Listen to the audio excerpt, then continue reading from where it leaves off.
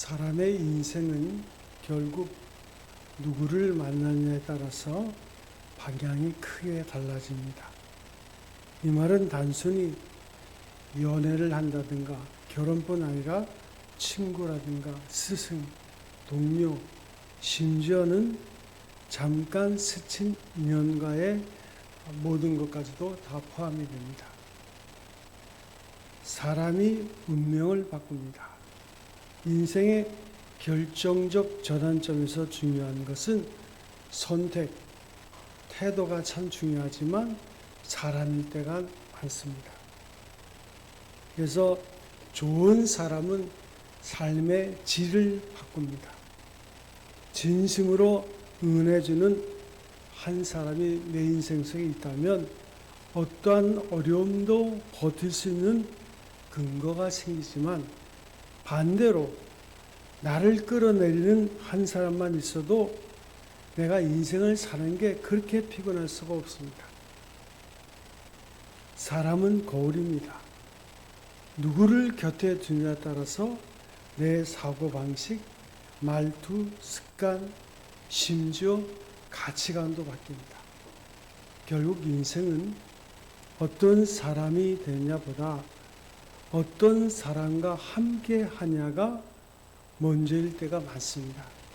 그래서 인생의 전략은 곧 관계의 전략이기도 합니다.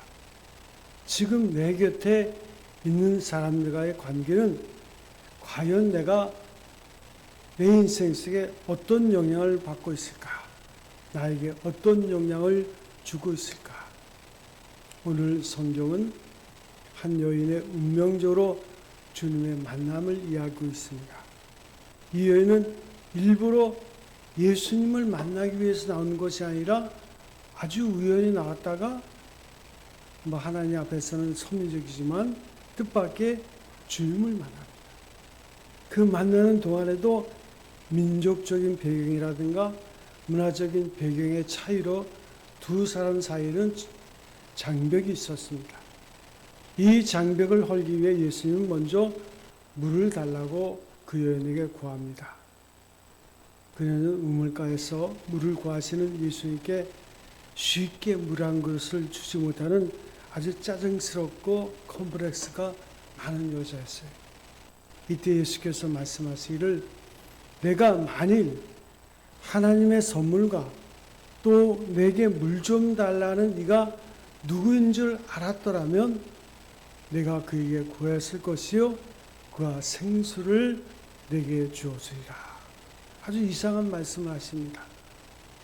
사마리아 여인은 예수께서 이 말씀하실 때 무슨 말인지 알아들 수가 없었어요. 단지 그는 물을 길러 다니는 것이 죽기보다 싫었어요. 사람들 앞에 자기를 노출하기가 싫었거든요. 한 번 마시면 다시는 목마르지 않는 그런 물만 있으면 달라고 했습니다.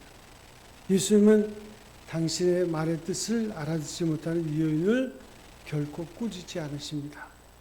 예수님은 그 여자를 영접하시고 그래 내 남편을 데려오라 이렇게 말씀하십니다.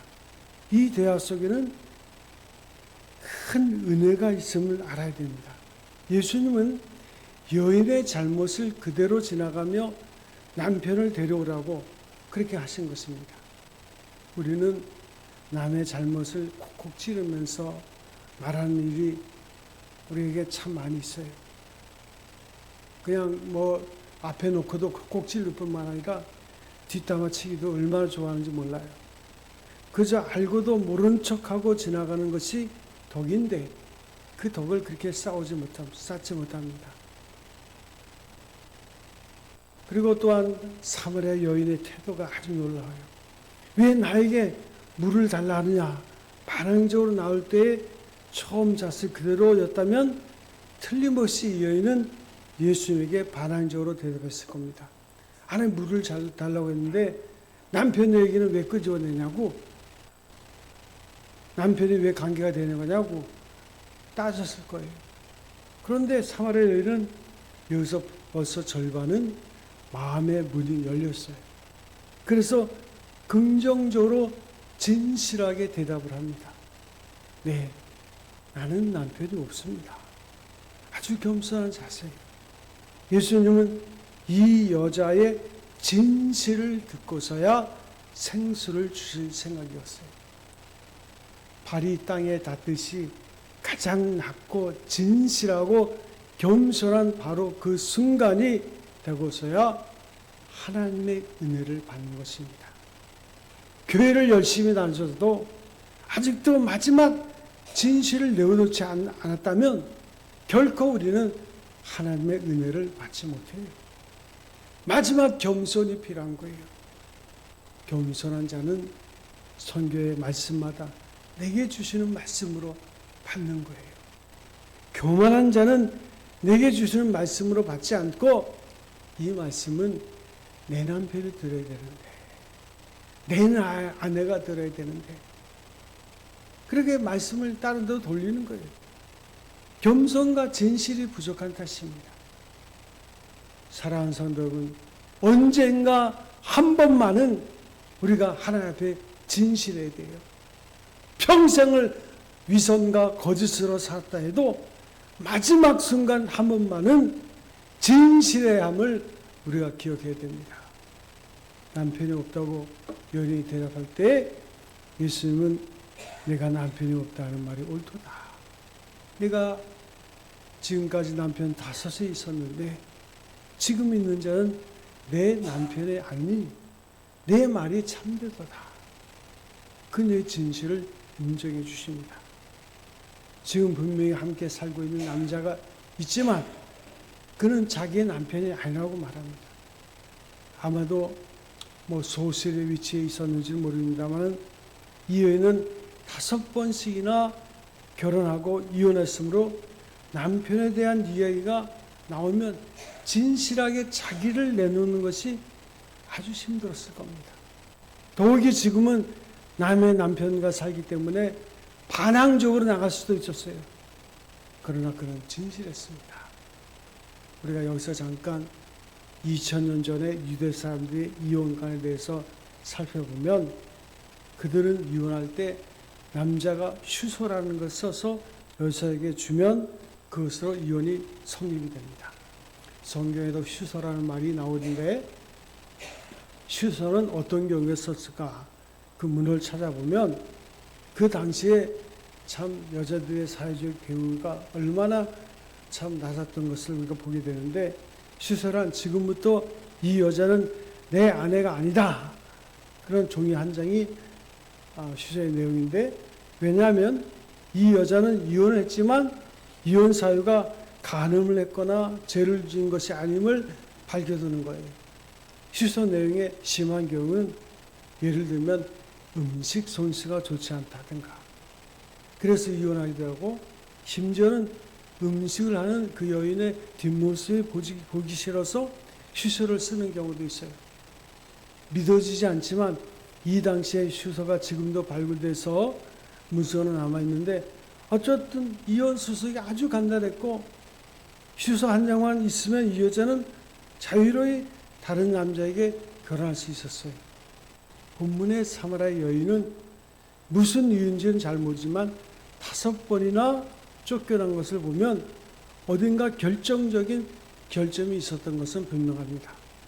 지금도 아내가 있는 남자가 살고 있으니 온 동네 눈총은 말할 것도 없고 자기 자신이 있었을 거예요. 물론 그녀는 자기 나름대로 할 말은 있었을 것입니다. 지금 나는 그 남자와 함께 살고 있고 사랑을 받고 있으므로 그는 내 남편이다. 나는 억울하게 5번이나 쫓겨다녔다고 자기 정당화 내지는 변명을 할 수도 있었을 거예요. 그럼에도 불구하고 낯선 유대인 남자가 묻는 말에 그는 진실되게 지금 살고 있는 남자는 내 남편이 아니다. 나는 남편이 없습니다. 겸손히 대답을 합니다. 예수님도 이 대답에 만족하시는 거예요. 그 여자의 진실을 인정해 주신 거예요. 여기서 중요한 것은 이 여인이 예수님을 만나는 동안 예수님의 인격에서 영적인 분위기를 느꼈고 그리고 자기 자신의 참 모습을 볼 수 있게 됐다는 사실이에요. 다시 말하면 주님을 알게 될 때 자신도 알게 된 거예요. 그래서 우리 모두는 하나님에 대한 지식이 없이는 자기에 대한 지식이 없고, 자기에 대한 지식이 없이는 하나님에 대한 지식이 없는 것입니다. 다시 풀이하면 우리가 하나님을 배울 때 비로소 자기 자신을 보게 되고, 또한 자기의 진실을 찾을 때에 비로소 하나님을 알 수 있다는 뜻이에요. 하나님을 만나는 것과 자기 자신을 아는 것은 동시에 이루어집니다. 바꿔 표현하면 하나님 안에서 나를 알 수 있다는 뜻이에요. 부모님과 자식 관계에도 마찬가지예요. 부모님이 부모님의 사랑을 깨닫는 순간 내가 어떤 존재인가를 알게 돼요. 즉 부모님의 사랑을 알면 그 안에서 동시에 자식된 나를 바로 아는 거예요. 남녀 간의 사랑에서도 내가 그를 사랑하면 사랑하는 동안에 나의 가치를 압니다.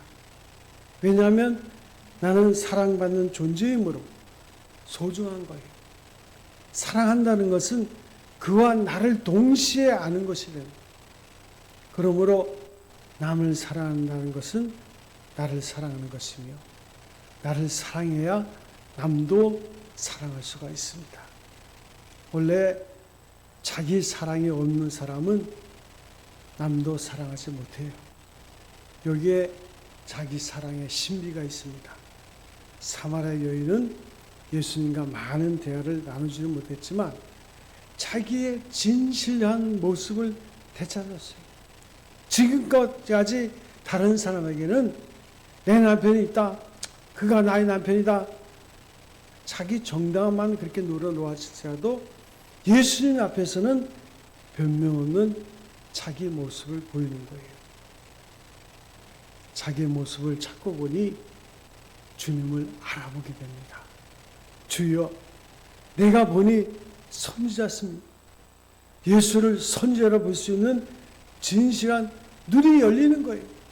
진실한 순간에 하나님을 알아보는 거예요. 자기 앞에 선 유대인이 보통 사람이 아니라 하나님이 보내신 선지자임을 알았고 고백하는 거예요. 이 고백은 진실을 찾고서야 할 수 있는 귀한 고백입니다. 그 다음에 사마리아 여인이 알고 싶은 것은 예배하는 장소의 문제예요. 우리 조상들은 이 산에서 예배했는데 당신들의 말은 예배할 것이 예루살렘에 있다 합니다. 오랫동안 가지고 있던 종교적 고민입니다. 자기 조상들은 사마리아 사람이고 이 산 그리스도산사에서 예배를 보았는데 유대 사람들은 예루살렘에서 예배한다. 당신은 선지자이므로 대답해 달라는 질문이에요. 어디서 예배를 해야 하는가? 여기에 대한 고민이에요. 지금 여기서 말하는 예배 개념과 우리의 생각하는 예배 개념은 다릅니다. 여인이 의미하는 예배는 그때 당시에는 구약적인 제사로서 제사 중에서도 속죄 제사를 말하고 있는데 그 여인은 회개도 해봤고 울어도 받고 아무리 못 모른 척봐도 그 자신의 죄의 문제가 해결되지 않았어요. 그래서 그리심산에서 제사를 드렸기 때문인가? 그렇게 의심해서 예루살렘에서 예배를 드려야 되나? 그렇게 묻게 된 거예요. 정말 내 죄를 살멸이라 하시는 하나님의 말씀을 똑똑하게 듣고 싶었는데 어떻게 해서 듣든지 하나님께서 깨끗한 속죄를 드리고 싶었어요.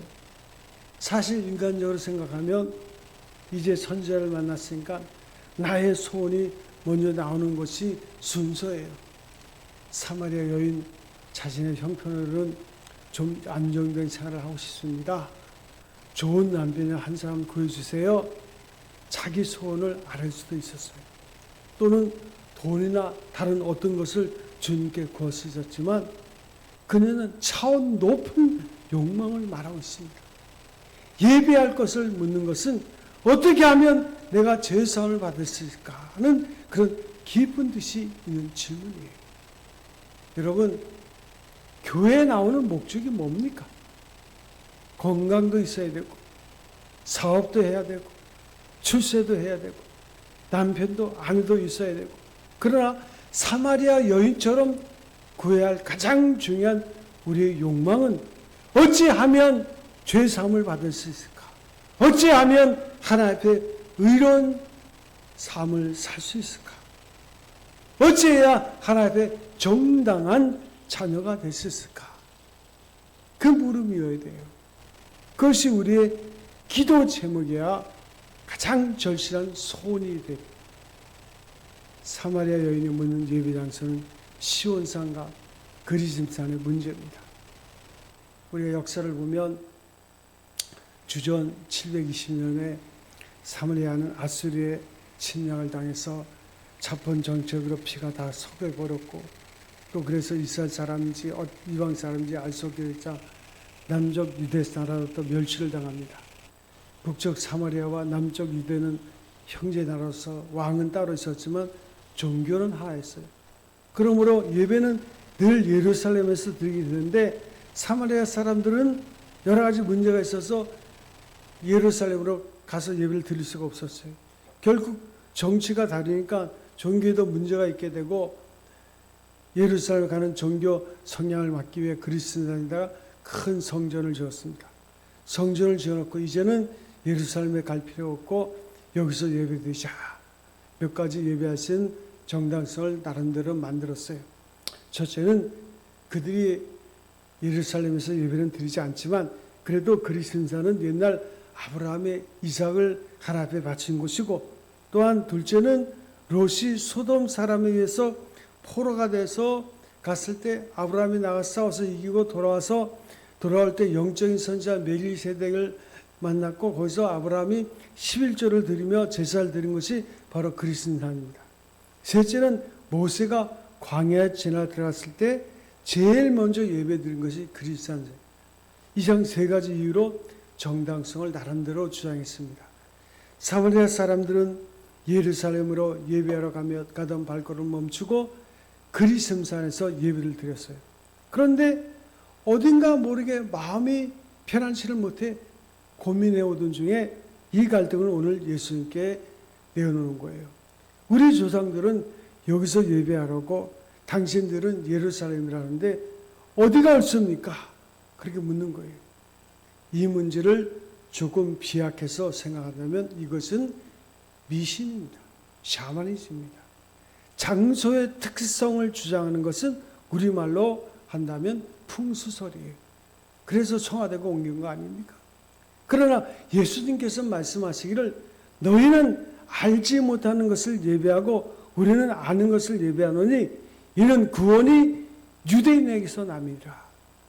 여기서 안다는 말은 아주 중요한데 우리가 아는 것을 예배하노니 유대로 말미암았다.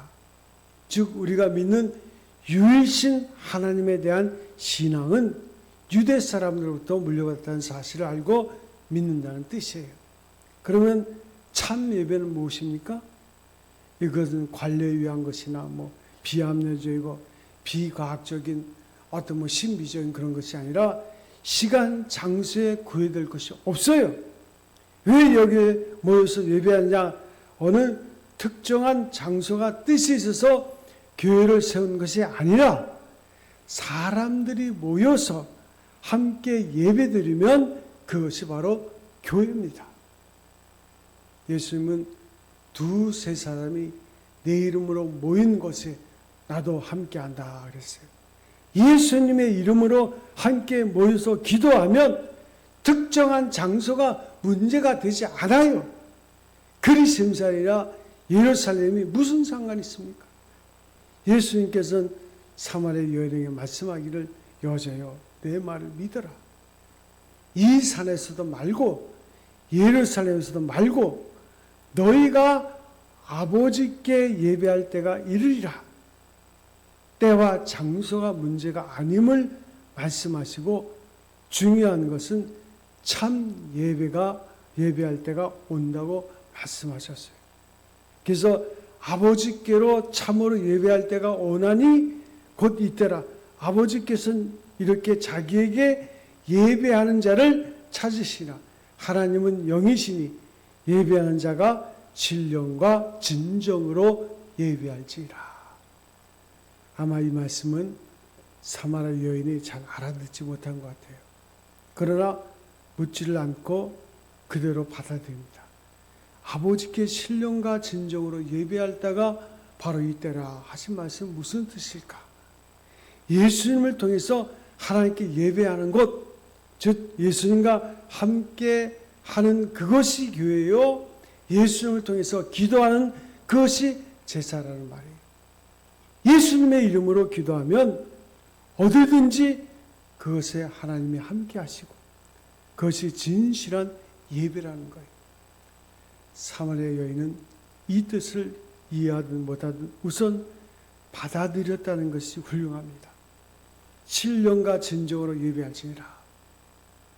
신령하다는 말은 비물질로서 시간이나 장소가 중요한 것이 아니라 다만 신령한 하나님을 만난다는 것이 중요하다는 것. 진실이 중요하다는 거예요. 사랑하는 성도들은 예배는 누구를 만나는 거예요? 여러분에게 묻습니다. 지금 꼭 대답하세요. 여러분 예배는 누구를 만나는 거예요? 송 목사님? 할렐루야? 또 아멘이네. 하나님을 만나는 거예요. 하나님. 저를 안 만나도 괜찮아. 하나님을 만나야 돼. 하나님을 만나는 것이 중요한 거예요. 그게 예배예요. 하나님과 신령한 만남과 진실이 있을 때에 비로소 예배가 되는 거예요. 사마리아 여인은 이 말씀을 듣는 순간 완전히 변해서 메시아가 아닌 대사라는 거예요. 여자가 가로되 메시아 곧 그리스도라는 이가 오실 줄을 내가 아느니 그가 오시면 모든 것을 우리에게 고하시리라. 본래 들었던 말이 되살아나서 하는 말이긴 하지만 이 말이 나온 것은 놀라운 지혜입니다. 예수님을 만나는 가운데 이와 같은 대단한 영적인 지식이 생겼다는 말이에요. 이 말을 들으시고 예수님은 바로 그가 나다. 감격적으로 자신을 나타내고 있어요. 이 말을 바꾸면 지금 이대로가 예배요. 바로 이때다. 이렇게 예배하는 자를 하나님이 찾으시니라.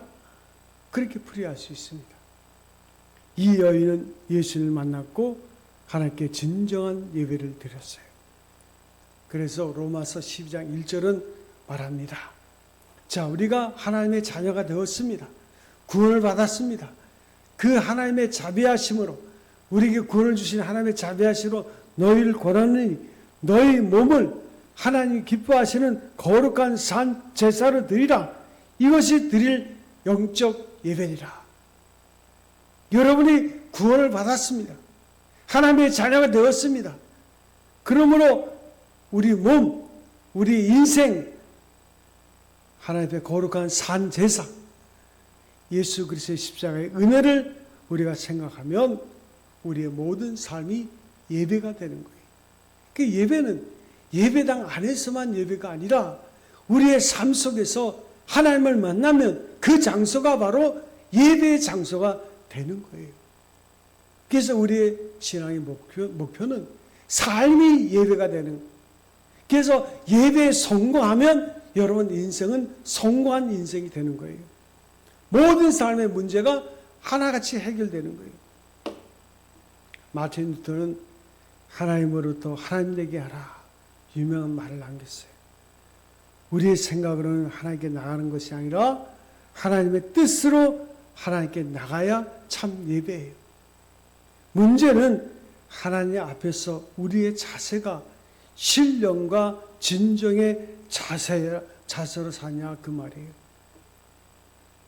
그래서 역사 속에서 바른 예배로 성공한 사람을 된다면 다윗입니다. 다윗은 예배하는 자의 삶에서 왕으로 바뀌었어요. 그는 목동 시절 세상에서 가장 천한 직업이에요. 당시의 목동은요, 이스라엘 사람들이 가장 천하게 여기는 직업이었습니다.